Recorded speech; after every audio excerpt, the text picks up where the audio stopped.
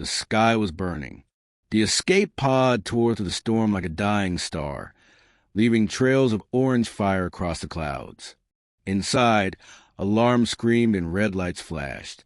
The pod spun, metal groaning, every bolt shaking like it wanted to break free. Lieutenant Adam Cross pressed his hands against the control panel, trying to steady the fall. Sweat ran down his face as the gravity alarms wailed.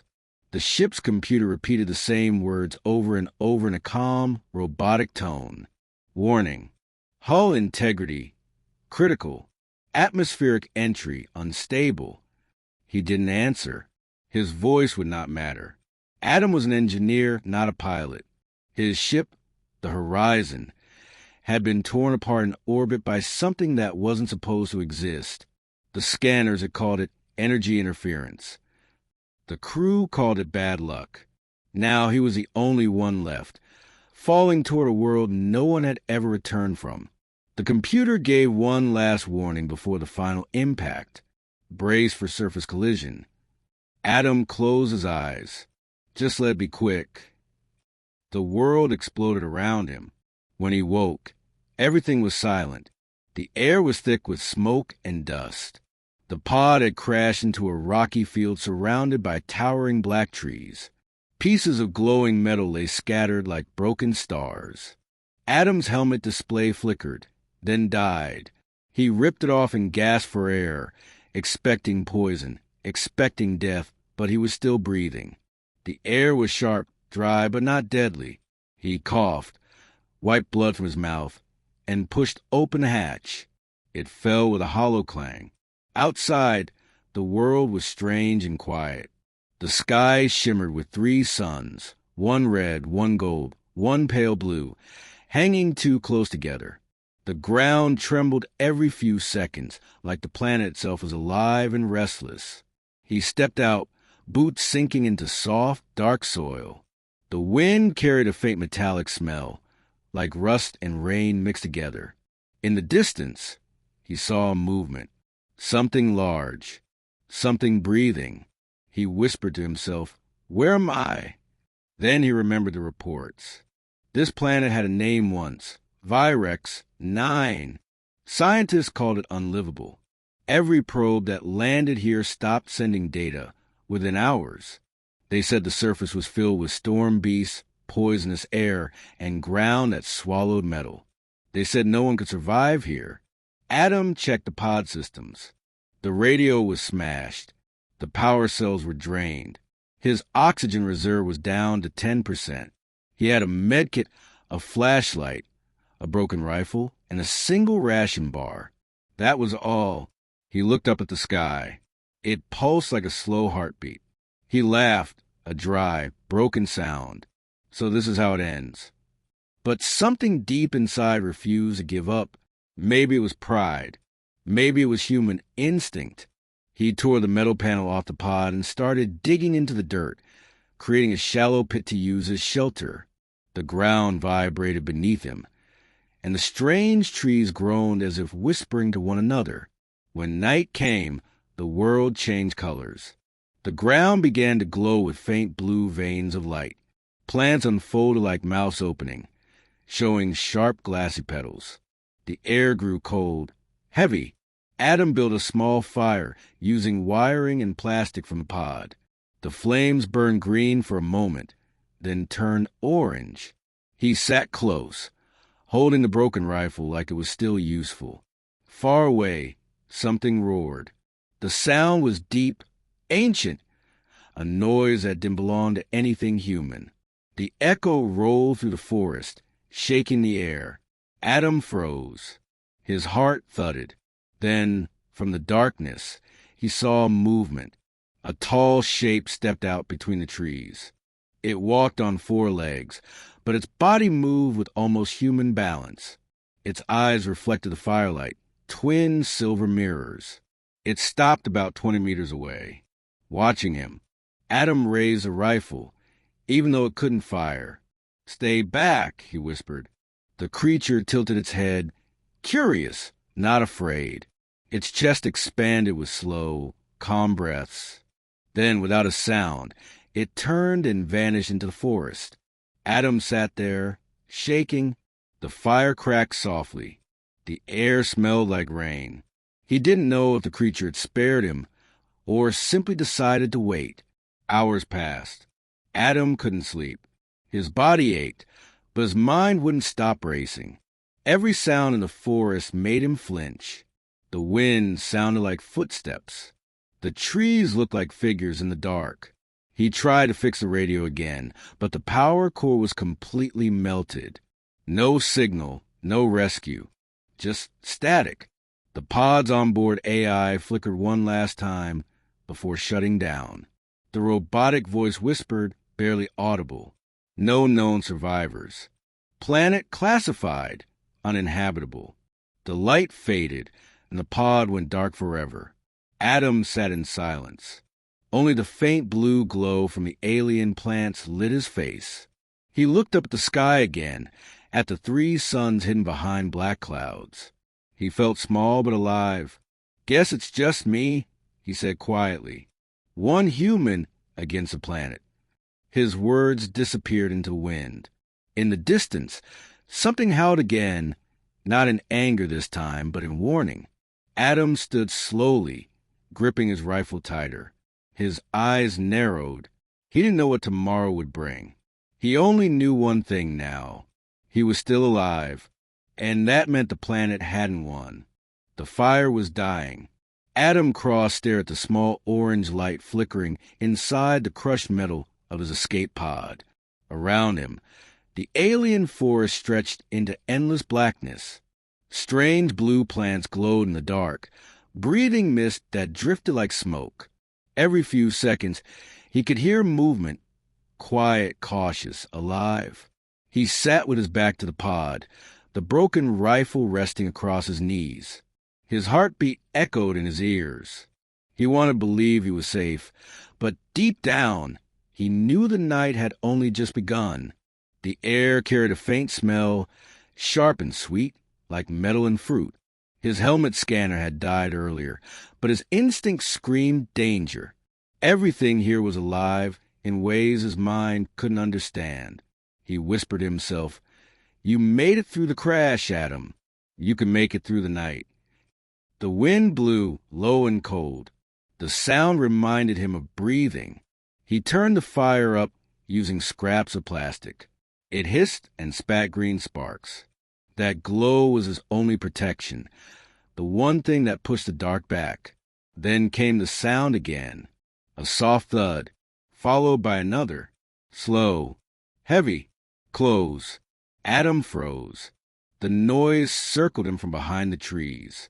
The glowing plants swayed, their light shifting as something large moved between them. He tightened his grip on the rifle, though it was still useless. His mouth went dry. "Come on, then," he muttered. "If you're going to do it fast." The forest went still. Then a shape appeared, massive, covered in shadow.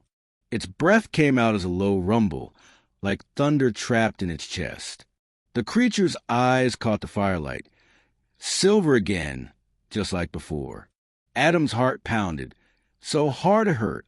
The creature stepped closer, its claws scratching against the rock. Its face came into view, long snout, armored skin, and a mane that flickered faintly with blue light. It looked at him not with hunger, but curiosity. Adam slowly raised his hands. "Easy. I'm not food." The beast tilted its head, staring. Then it let out a deep growl. Not a threat, more like a warning, and stepped back into the dark. Gone. Adam stayed still for a long time, afraid that even breathing too loud might bring it back. When he finally exhaled, his lungs burned. "What the hell was that?" he whispered. He didn't know it yet, but he had just met one of the planet's apex predators, and for reasons unknown, it had chosen not to kill him. He spent the next hour rebuilding the fire. His hands shook, his head ached, but the heat gave him comfort. From his pocket, he pulled out a small photo, wrinkled, faded. A woman. And a young boy smiled back at him. His wife. His son. He touched the image gently. "You'd tell me to stop panicking," he said softly. "You'd tell me to fix it." He looked around. "So let's fix it." He began scavenging what was left of the pod. Broken metal panels, wiring, a cracked solar cell. Everything could serve a purpose. He used the panels to build a low wall around his camp, creating a half-circle shield to block the wind. He filled small containers with condensation dripping from the glowing plants. The liquid shimmered faintly, maybe water, maybe poison. He didn't care. He took a careful sip. It burned his tongue, but didn't kill him. "Good enough," he said with a weak smile. When exhaustion finally caught him, he sat against the pod and closed his eyes. The sound of the forest became background noise, the heartbeat of a world that wanted him gone, yet hadn't finished the job. Sleep came in flashes. Fire, noise, eyes in the dark, the ground trembling beneath him. He dreamed of his ship, of the explosion, of his crew screaming through static. Then silence. He woke up gasping. Sweat covered his neck. The fire had died completely. The forest glowed faint blue again, quiet, calm. But something was different. Something was close. He felt it before he heard it. The faint vibration of steps, lighter this time. Not heavy like the beast. Curious. Slow. Adam turned his head. A small creature stood at the edge of the camp, no taller than his knee. It had smooth scales, bright eyes, and 4 nimble legs. It looked like a cross between a cat and a lizard. Its chest glowed faintly, pulsing with each breath. It tilted its head and stared at him. Adam didn't move. "Hey there, you lost to?" The creature made a soft chirping sound, almost friendly. It stepped closer, sniffing the air. He reached out slowly, palm open. It hesitated, then touched his fingers with its snout. Its skin was warm. For a brief second, Adam forgot the fear. The loneliness faded. Something about the creature felt peaceful. A loud roar shattered the moment. The same deep voice from earlier, the silver-eyed beast. The small creature froze, then darted under the broken pod. Adam stood up fast, rifle in hand, though he knew it wouldn't help. He scanned the trees but saw nothing, only shadows and blue mist. The roar echoed again, then faded into the distance. Silence returned. The small creature crawled back out, trembling. It looked up at Adam, blinking slowly, then curled beside the fire pit, watching him. Adam stared, speechless. "You're either brave or stupid," he said. The creature chirped once, like a reply. He smiled, weak but real. "All right then, you can stay." He sat down again, tired beyond measure. The alien stars burned above, cold and strange. As his eyes grew heavy, he saw the creature settle near his boots, tail wrapping around itself. Its glow faded to a soft rhythm, like a heartbeat. Adam closed his eyes and whispered, "Guess I'm not alone anymore." Outside the camp, far beyond the firelight, something large moved through the trees, watching, waiting. The night wasn't done testing him yet. The red sun rose slowly over the jagged horizon. Light spilled across the alien forest, touching the metal wreckage of the escape pod, and the small clearing Adam crossed now called camp. The air shimmered with heat, and the mist and the glowing plants began to fade. Adam blinked against the light. His back ached from sleeping on hard rock. The fire was gone, just a pile of cold ash. But something soft was pressed against his leg, the little creature from last night. It blinked up at him with round yellow eyes. Its scales shimmered faintly in the sunlight, tiny ridges running down its back like polished glass. "Well, you're still here," Adam said with a tired smile. "Guess that means I didn't dream you." The creature chirped softly and tilted its head. Adam reached for the ration bar, unwrapped it, and broke a small piece off. He tossed it toward the creature. It sniffed it, licked once, and then turned away in disgust. "Yeah," Adam muttered. "Didn't think alien lizards were like human protein bars." He looked around. The pod was beyond repair. The beacon was fried. The air filters were clogged with dust. And he was hungry, very hungry. His stomach growled loudly. The creature's head snapped toward him, curious. "Yeah, that means I need food," he said. "You wouldn't happen to know where to find some, would you?" It blinked again. Then, surprisingly, it turned and began walking toward the trees. It looked back once, chirped twice, and waited. Adam frowned. "You want to follow you?" Another chirp. He grabbed his broken rifle, slung a small bag over his shoulder, and followed. "All right, Spark. Lead the way." He had decided to name it Spark because of the faint glow that pulsed in its chest like a little engine. The forest was alive in ways no human world could match. Trees twisted into shapes that looked almost like faces. Long vines dangled from above, moving slightly as if breathing. The air buzzed with strange insect-like sounds. Every step Adam took made the ground shift. It wasn't sand or soil, more like soft flesh covered in moss. Spark moved ahead confidently, hopping between roots and stones. Adam tried to keep up, though every noise made him jump. He had no idea which sounds meant danger and which didn't. After nearly an hour, they reached a wide clearing. Pools of green liquid bubbled from cracks in the ground. Dozens of small creatures, bird-like with bright red feathers, were drinking from the edge. Spark crouched low, tail flicking. Adam whispered, "You're hunting, aren't you?" Spark looked back at him, then pounced. It was fast, faster than anything Adam had seen. In a flash of motion, it caught one of the red creatures, bit down, and the rest scattered into the trees. Adam winced. Well, that's one way to get breakfast. Spark dragged the prey toward him and dropped it at his feet. Its eyes glowed faintly. Adam stared. "You brought it to me?" The little creature chirped proudly. He knelt down. The bird thing was already dead. It smelled faintly like citrus and iron. Adam hesitated, then remembered survival training. If it's good enough for you, maybe it's good enough for me.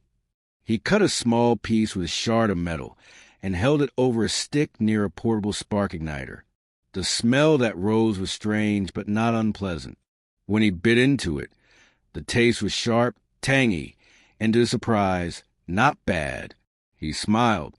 "You might have just saved my life, Spark." Spark wagged its tail, pleased. As they ate, the forest trembled. A low vibration ran through the ground.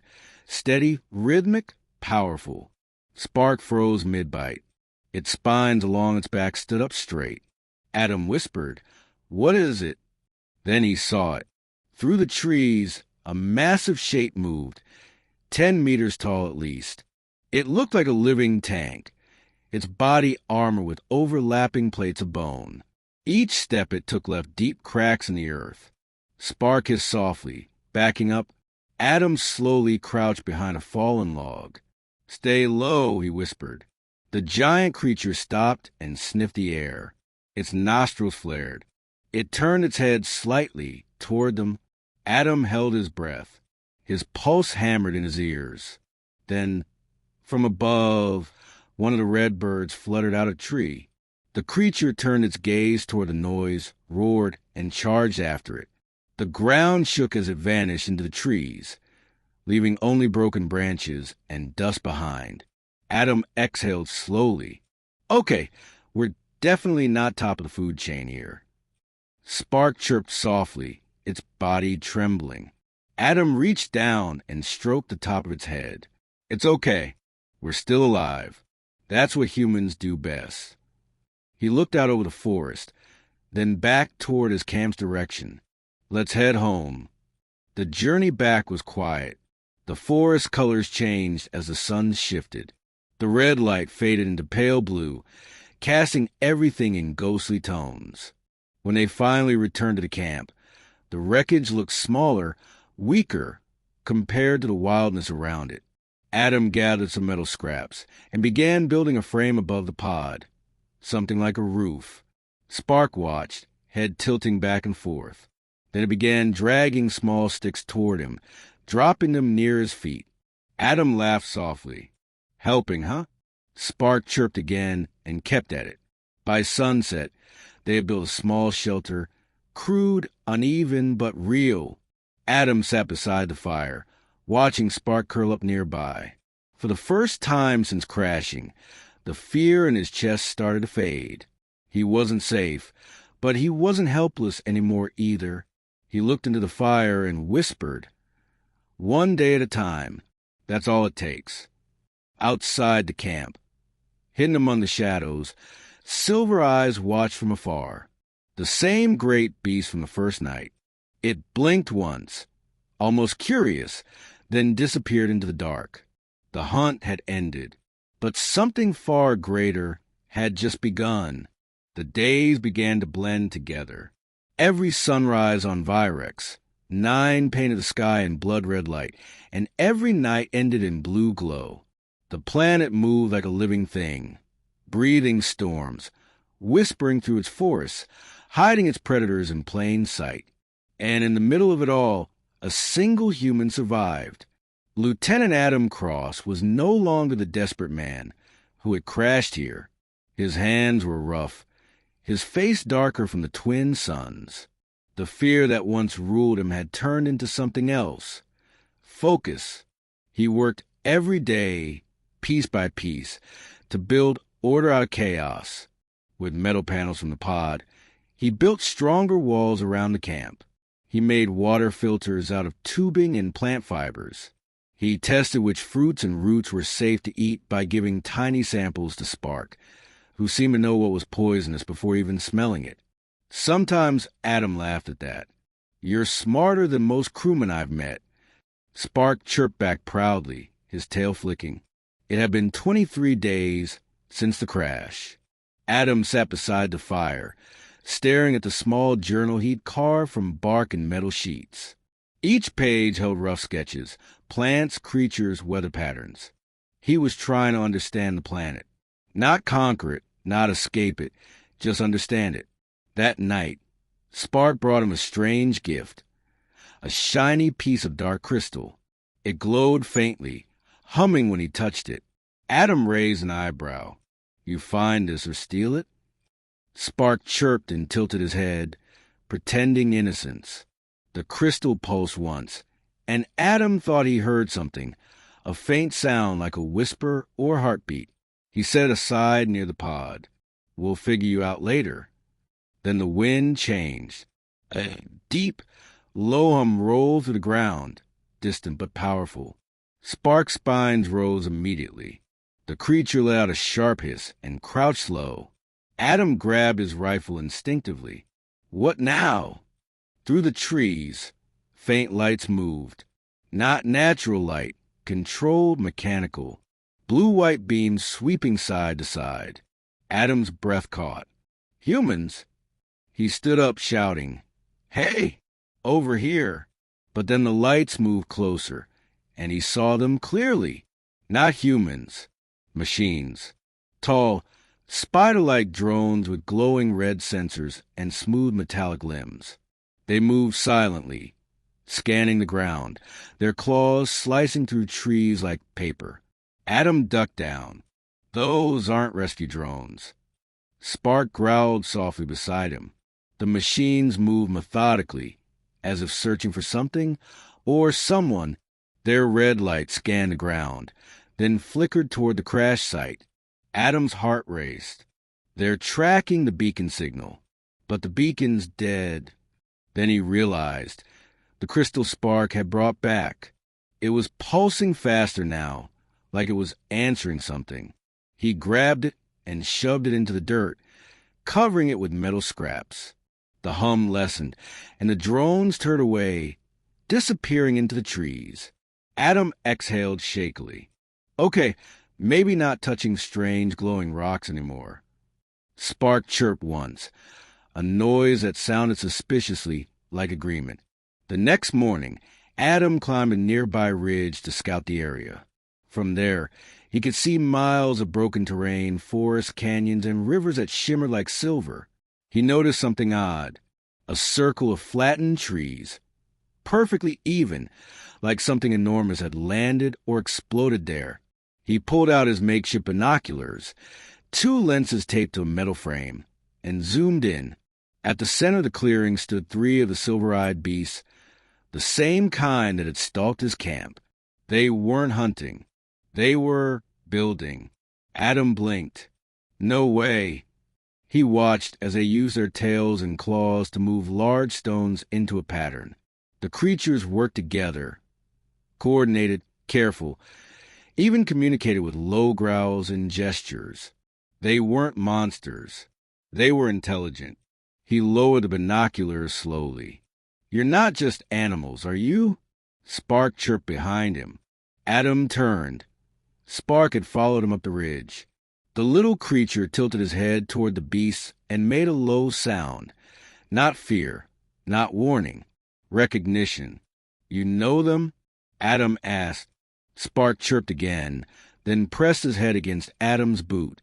Adam smiled faintly. "You got friends out there." That evening, he decided to test something. He built a small circle of rocks outside his camp, just like the pattern he had seen the larger beasts making. He placed food in the middle, fruit and cooked meat, then waited. For hours, nothing happened. The forest stayed quiet, and Spark eventually fell asleep. But just before dawn, Adam heard a noise, slow, steady steps. He peeked through the slit of metal that served as a window. A massive shadow moved into view. Silver eyes gleamed. The beast sniffed the air, stepped into the circle, and looked down at the food. Then, carefully, it lowered its head and ate. When it finished, it lifted its gaze to Adam's camp. The firelight reflected off its eyes. It didn't growl. It didn't attack. It simply watched him, like a soldier sizing up another soldier. Then it turned and walked away, vanishing into the mist. Adam whispered, "You understand, don't you? You're not just surviving. You're thinking." Spark crawled up beside him, blinking sleepily. Adam stroked his back. "Maybe that's why you didn't eat me the first night." He looked at the sky. 3 suns rising, casting long golden rays across the strange new world. For the first time, Adam didn't feel like a stranger here. He felt like part of something ancient, something that wanted to be understood. He smiled. "Guess humanity's first contact isn't with aliens, it's with neighbors." Spark chirped softly, curling against his arm as the light grew brighter. Somewhere in the forest, the silver-eyed beast howled, not in hunger, but in greeting. The bond had begun. The wind began to change 3 days before the storm. At first, Adam thought it was just another strange weather shift. Virex 9 was unpredictable, hot in the morning, frozen by night. But this time, the air felt heavier. The trees bent even when there was no wind. The ground hummed beneath his boots. Spark noticed it too. He paced restlessly, growling at the horizon. His scales flickered brighter than usual, flashing warning colors. Adam watched the clouds build in the distance, massive black towers that twisted into each other, pulsing with flashes of red lightning. He muttered, "That doesn't look normal, not even for this place." The forest fell silent. No birds, no insects, not even the low hum of the soil. Just wind. That kind of silence only came before disaster. By midday, the sky had turned dark purple. The twin suns vanished behind a wall of clouds. The light bled away, replaced by an electric glow that rolled across the horizon. Adam stood on the ridge near his camp, staring at the storm front moving toward him like a living wave. It wasn't just wind and rain. It was dust, plasma, and fire all tangled together. He swallowed hard. It's not a storm. It's a planetary event. He ran back to camp and started reinforcing everything he could. He tied down the pod doors, stacked metal sheets around the walls, and buried the food supply beneath heavy stones. His hands shook from adrenaline, not fear. "Come on, Cross," he muttered. You survived a crash, you can survive this too. Spark followed close, chirping nervously. The creature ran in circles, bringing him sticks and rocks as if trying to help. Adam smiled weakly. Good boy. Let's make it through this together. By the time the storm hit, the world had turned to chaos. The first blast of wind knocked him to the ground. Trees snapped like bones. Sparks of red lightning rained down, setting patches of the forest on fire. Adam crawled toward the pod, dragging Spark under his arm. Inside, move! They dove into the half-buried shell of the escape pod just as another blast hit. The walls screamed under the pressure. The firelight outside turned everything orange and gold. Adam sealed the door with a metal beam and braced his back against it. The pod shook violently. Dust poured in through the cracks. Spark pressed against his chest, trembling. "It's okay," Adam whispered, though his voice cracked. "We'll ride it out." The noise outside was unbearable, thunder and wind blending into one endless roar. The temperature climbed fast. Sweat dripped down his face, stinging his eyes. Then came a deep, low rumble. Not thunder this time. Something bigger. The ground split open. The pod tilted violently, half of it dropping into a hole. Adam slammed into a wall, gasping as pain shot through his ribs. The metal beam bent, but held. Spark squealed in fear. Adam threw his arm around him, shielding the creature from falling debris. "It's okay," he said again, even though he didn't believe it. Outside, lightning struck a tree near the pod. The explosion sent dirt and ash flying. The world became light and sound and chaos. For a brief moment, Adam thought of home, the blue oceans of Earth, his wife's laughter, his son's voice saying, "You can fix anything, Dad." He smiled weakly through the pain. Guess we'll see if that's true. Hours passed, or maybe minutes. It was impossible to tell. Finally, the storm began to fade. The roar softened. The pressure dropped. The wind turned into a low, steady whisper. Adam pushed against the door, forcing it open. The hinges groaned, then gave way. The air outside was thick and hot. The forest was gone, replaced by scorched ground and black smoke. Ash fell like snow. He stumbled out, coughing. The camp was destroyed. His roof had vanished. The fire pit was buried under mud and stone. The pod was half sunk in the ground. He fell to his knees, exhausted. "We made it." Behind him, Spark crawled out, shaking dust from his scales. He chirped softly, then pressed his head against Adam's hand. Adam smiled faintly. "Yeah, we're still here." That night, they found shelter in a nearby cave. It was deep, dry, and silent. The ceiling glittered faintly with minerals that reflected their firelight like tiny stars. Adam leaned against the wall, wincing at the pain in his ribs. He had bruises everywhere, maybe a cracked bone, but he was alive. He looked at Spark curled beside him. The creature had burns on its tail and one broken claw, but it still purred softly, refusing to rest until Adam did. He reached down and stroked its back. "You saved me today." Spark chirped once and closed his eyes. Adam whispered, "You're not just an animal, are you? You're a survivor, same as me." Outside, lightning flashed again in the far distance. The planet wasn't done with its storms. But something had changed. The human who crashed here was no longer just surviving. He was adapting. He stared into the fire, eyes tired but determined. "If this world wants to test me," he said quietly, "then it's going to learn what humans are made of." The fire crackled softly. The wind outside howled through the cave entrance, almost like laughter. Adam smiled faintly. "You hear that, Spark? I think the planet just said good luck." Spark made a sleepy chirp in reply. Adam closed his eyes, the orange glow reflecting off his face. He had lost everything: his ship, his crew, his world, But here, in this alien cave, beside a creature who shouldn't trust him, he felt something strange. Hope. And far away, under the ashes of the forest, something stirred, the ground pulsing faintly with blue light. The planet was watching. The storm had ended, but the true test of survival was only beginning. Morning came gray and heavy. The storm had passed, but its scars were everywhere. The forest that once glowed with life was now silent. Trees torn apart. The soil burned black. The air smelled of ash and metal. Adam stood at the mouth of the cave, staring at the ruins of his camp. His body ached. His ribs hurt when he breathed, but he was alive.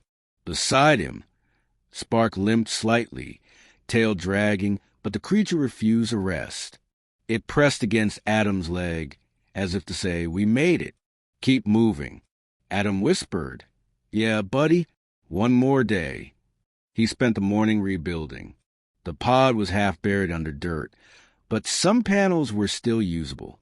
He salvaged what he could, wires, scraps, the solar cell that somehow survived. Each time he swung the hammer, pain shot through his side. Still, he kept working. Survival had become routine. But something strange caught his attention. Near the edge of the camp, where the storm had torn open the ground, there was a faint hum, low and rhythmic, almost like breathing. Adam frowned. That wasn't there before. He knelt and brushed away the dust. Beneath the soil, he saw smooth metal. Now from the pod, older, darker, untouched by rust. He dug deeper, heart pounding. A curved structure began to emerge. A black sphere, about a meter wide, covered in glowing blue symbols. The sound grew louder. Spark hissed softly, backing away. The fur along his spine rose, but his eyes stayed fixed on the object. Adam reached out and touched the surface. It was warm, alive. The moment his fingers made contact, the hum turned into a pulse. The sphere glowed brighter, then projected a faint beam of light into the air. Lines and symbols danced above it, rearranging into shapes, maybe words, maybe coordinates. Adam whispered, "What are you?" Then, through the static and hum, a faint voice spoke. Not human, not machine. Something in between. Survivor, detected. Adam stumbled back. "Did you just—" Human presence confirmed.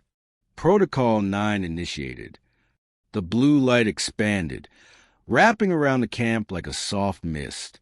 Spark hissed again and jumped onto a rock, his eyes glowing brighter than ever. The voice continued, smoother now, as if adapting. Long-range beacon active. Source integrity, 42%. Awaiting response. Adam stared in disbelief.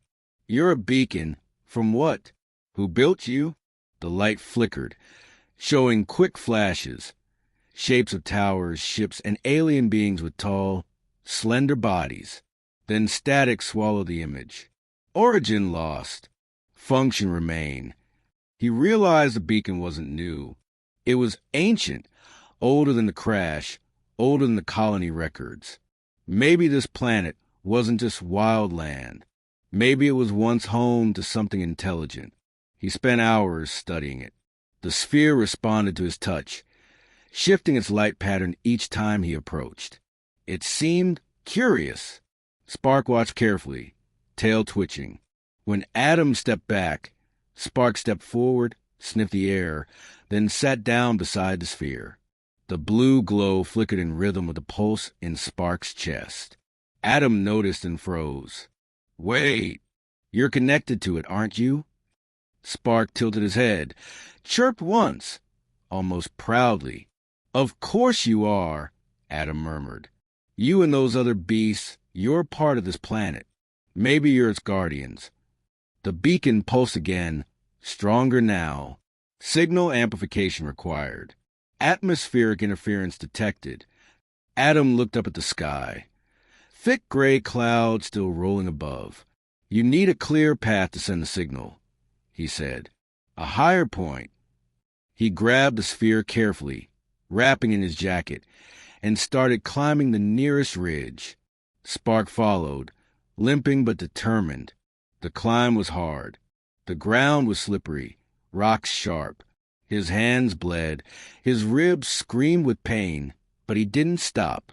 When they reached the top, he placed the sphere on a flat stone and stepped back. The beacon flared to life. A column of blue light shot upward, piercing the clouds. The wind howled around them. Spark chirped loudly, the glow on his chest matching the beam. Then a crackle filled the air. A voice, broken but clear. "This is the rescue ship Endurance. Identify yourself." Adam froze. His mind went blank. Then he laughed, a raw, disbelieving sound. He grabbed the radio chip from his pocket, the one that hadn't worked in weeks, and pressed it against his mouth. "This is Lieutenant Adam Cross. Human survivor of the horizon. I'm alive." Static. Then, "Copy that, Lieutenant. We read you. Transmission weak, but confirmed. Prepare coordinates for extraction." Adam looked at Spark, who blinked back at him. "You hear that, buddy? We're going home." But the beacon's light flickered again, weaker this time. Its symbols shifted rapidly, as if warning him. Interference rising. Planetary network response detected. Adam frowned. What does that mean? Before he could answer himself, the ground trembled. The air grew heavy. Far below, in the ruined forest, thousands of blue lights began to glow, one after another, spreading like veins of energy. Spark hissed, tail lashing. The beacon pulsed again, urgent now. Connection unstable. Planet to wake. Adam stared at the light spreading across the valley, his heart pounding. The storm had uncovered more than a beacon. It had awakened something sleeping beneath the surface. He whispered, "This isn't just a signal. It's a call." The light flared one last time, then faded into silence. Adam stood there, the cold wind blowing through his torn clothes, staring at the lifeless sphere. His radio crackled faintly. "Lieutenant Cross, are you still receiving?" He pressed a button, his voice shaking. "I'm here, but I think something else is too." Spark stepped beside him, eyes fixed on a horizon, where the ground itself seemed to glow with life.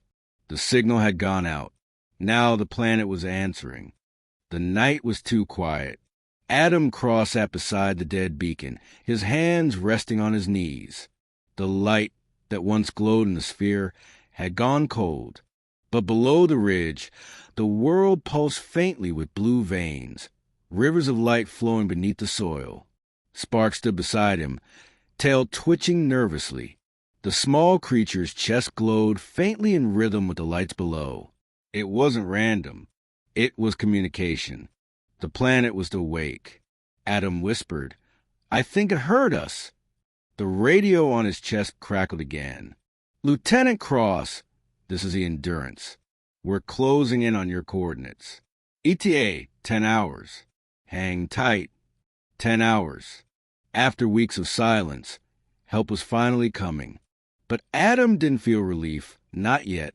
Something was stirring beneath the ground, and he could feel it watching him. He returned to the cave to pack what little he had. The medkit, his journal, the photo of his family, all went into his bag.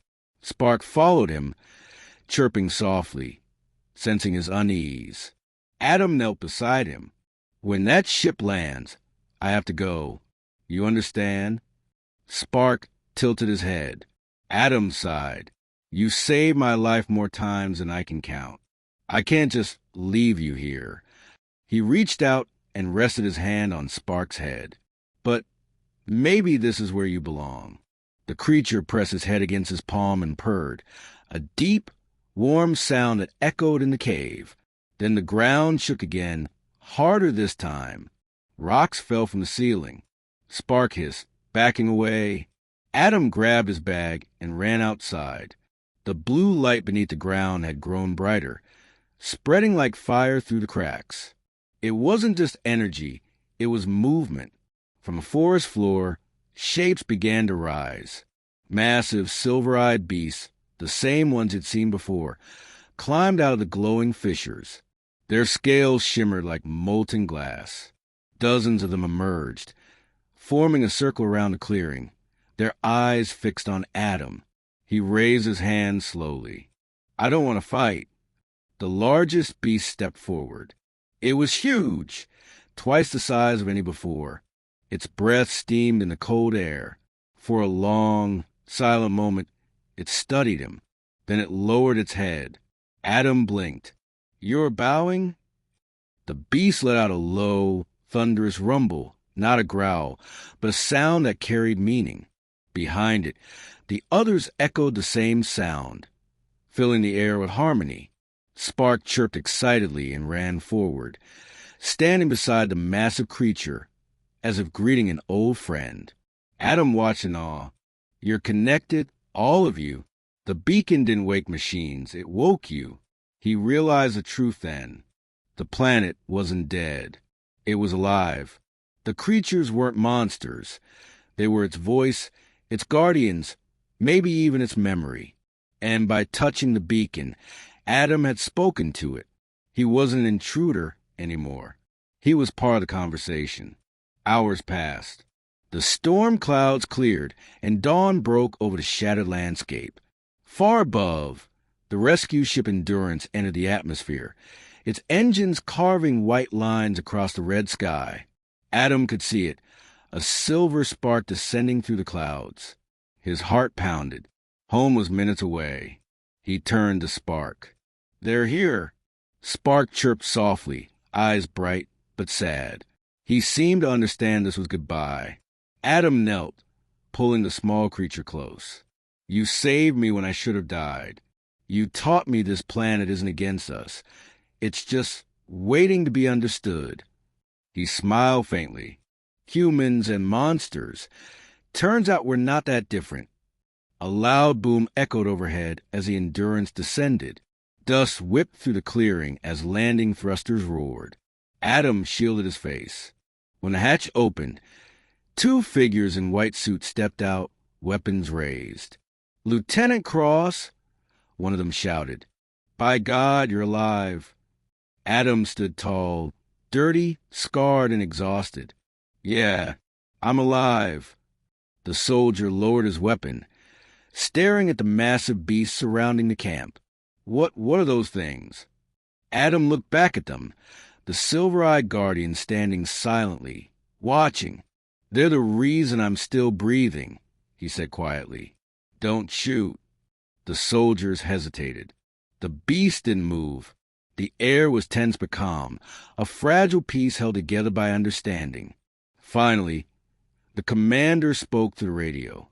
"Bring him aboard. We'll analyze the site later." Adam shook his head. "You don't analyze this place. You listen to it." The commander frowned but said nothing. Adam turned back to Spark. The small creature blinked up at him, letting out a soft chirp. Adam smiled, his throat tight. "Take care of them, little guy." He turned away, walking toward the waiting ship. The ramp closed behind him with a hiss.